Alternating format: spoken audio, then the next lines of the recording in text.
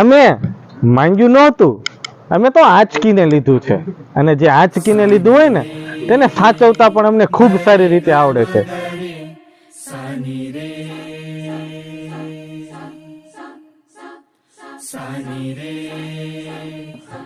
અમે માંગ્યું નહોતું, અમે તો આંચકીને લીધું છે, અને જે આંચકીને લીધું હોય ને તેને સાચવતા પણ અમને ખૂબ સારી રીતે આવડે છે.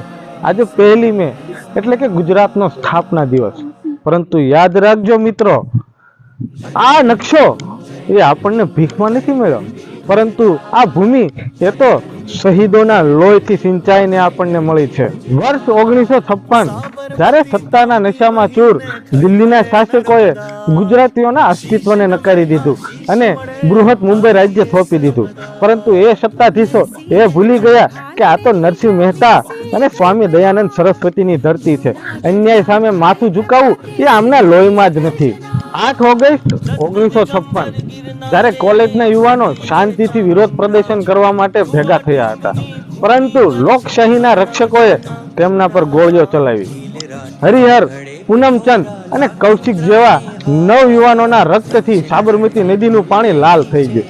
એ ગોળીઓ ફક્ત શરીર પર નહોતી વાગી, પરંતુ દરેક ગુજરાતીના આત્મસન્માન પર વાગી હતી. ત્યારે મેદાને આવ્યા મહાગુજરાત આંદોલનના પ્રણેતા હિન્દુલાલ યાજ્ઞિક, જેમના એક પડકારે સત્તાના સિંહાસનો ધ્રુજી ઉઠ્યા.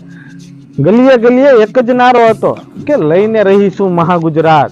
આ ફક્ત આંદોલન નહોતું, પરંતુ દરેક ગુજરાતીના આત્મસન્માનનો જ્વાળામુખી હતો. વિદ્યાર્થીઓ જેલમાં ગયા, લાઠીઓ ખાધી, પણ ઝૂક્યા નહીં.